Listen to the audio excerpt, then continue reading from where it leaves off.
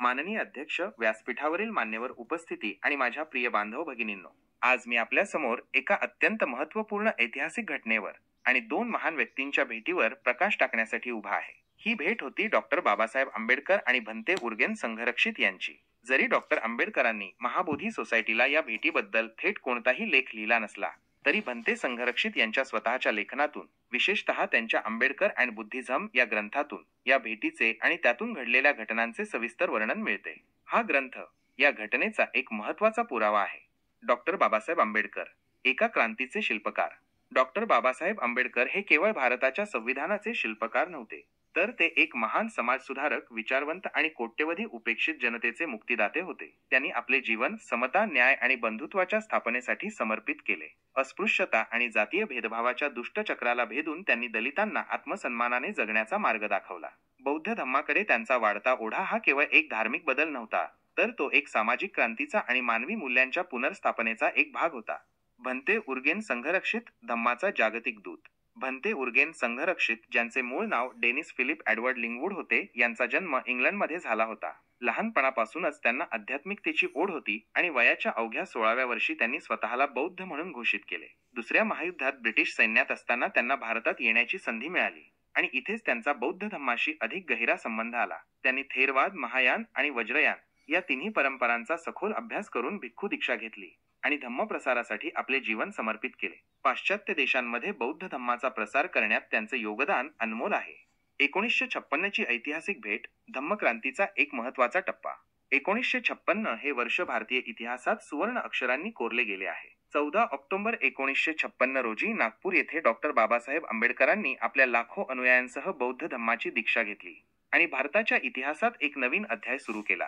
याच वर्षाच्या काही महिन्यांपूर्वी 1956 च्या उन्हाळ्यात नवी दिल्लीतील महाराष्ट्र भवनमध्ये डॉक्टर बाबासाहेब आंबेडकर आणि भंते उर्गेन संघरक्षित यांची ऐतिहासिक भेट झाली. ही भेट केवळ दोन व्यक्तींची नसून दोन महान विचारधारेचा आणि धम्मक्रांतीच्या दोन भिन्न प्रवाहांना जोडणारी होती. भंते संघरक्षित यांच्या आंबेडकर अँड बुद्धिझम या ग्रंथात या भेटीचे सविस्तर वर्णन मिळते. भंते संघरक्षित म्हणतात की डॉक्टर आंबेडकरांनी त्यांना भेटल्यावर अत्यंत आदरपूर्वक आपले विचार मांडले. त्यांना पाश्चात्य बौद्ध धम्माबद्दल आणि भंते संघरक्षित यांच्या कार्याबद्दल जाणून घ्यायचे होते. या भेटीतील सर्वात महत्त्वाचा क्षण तो होता जेव्हा डॉक्टर बाबासाहेब आंबेडकरांनी भंते संघरक्षितांना थेट विचारले, माझ्या धर्मांतरानंतर तुम्ही भारतात राहून धम्मप्रसार कराल का?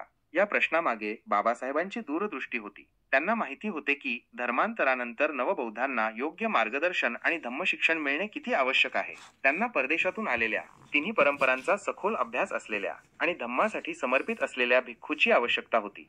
भंते संघरक्षितांनी कोणताही संकोच न बाळगता, क्षणाचाही विचार न करता हो असे उत्तर दिले. हे हो केवळ एक शब्दाचे उत्तर नव्हते, तर ते धम्माप्रती असलेल्या त्यांच्या निष्ठेचे आणि बाबासाहेबांच्या धम्मक्रांतीला पाठिंबा देण्याच्या त्यांच्या दृढ निश्चयाचे प्रतीक होते. भेटीचं महत्त्व आणि त्यानंतरचे कार्य. या भेटीचे अनेक पैलू आहेत. आंबेडकरांची दूरदृष्टी, बाबासाहेबांना केवळ धर्मांतर करून थांबायचे नव्हते, तर त्यानंतर नवबौद्ध समाजाला धम्माच्या मार्गावर स्थिर करायचे होते. त्यासाठी कुशल आणि ज्ञानी धम्मप्रचारकांची त्यांना गरज होती. भंते संघरक्षित यांच्या रूपात त्यांना असाच एक आदर्श धम्ममित्र मिळाला. आंतरराष्ट्रीय संबंधांची सुरुवात. ही भेट भारतातील नवबौद्ध चळवळ आणि पाश्चात्य बौद्ध जगाला जोडणारा एक महत्त्वाचा दुवा ठरली. यामुळे भारताबाहेरच्या बौद्ध धम्माचे ज्ञान आणि संसाधने भारतापर्यंत पोहोचण्यास मदत झाली. संघरक्षितांचे योगदान. या भेटीनंतर भंते संघरक्षितांनी डॉक्टर आंबेडकरांना दिलेले वचन पूर्ण केले.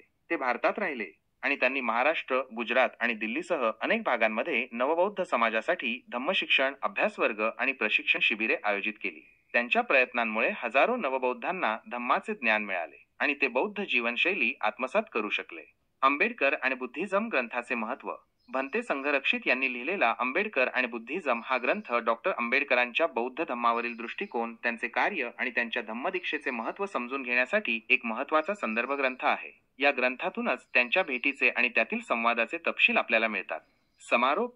भंते उर्गेन संघरक्षित आणि डॉक्टर बाबासाहेब आंबेडकर यांची 1956 मधील भेट ही केवळ एक अनौपचारिक भेट नव्हती, तर ती एक धम्ममैत्री आणि एका नव्या धम्मक्रांतीचा पाया रचणारी होती. या भेटीतूनच डॉक्टर आंबेडकरांच्या धम्मविचारांना आंतरराष्ट्रीय स्तरावर समजून घेण्याची आणि त्याचा प्रसार करण्याची संधी मिळाली. भंते संघरक्षित यांनी आपले वचन पाळून भारतात नवबौद्ध समाजाला धम्माचे शिक्षण देऊन मोठे योगदान दिले. त्यांचे कार्य आजही प्रेरणादायी आहे.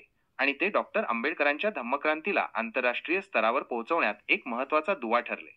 चला तर मग या महान भेटीच्या आठवणीतून आणि दोन्ही महापुरुषांच्या कार्यापासून प्रेरणा घेऊन आपणही समता, न्याय आणि करुणेवर आधारित समाज निर्मितीसाठी कटिबद्ध होऊया.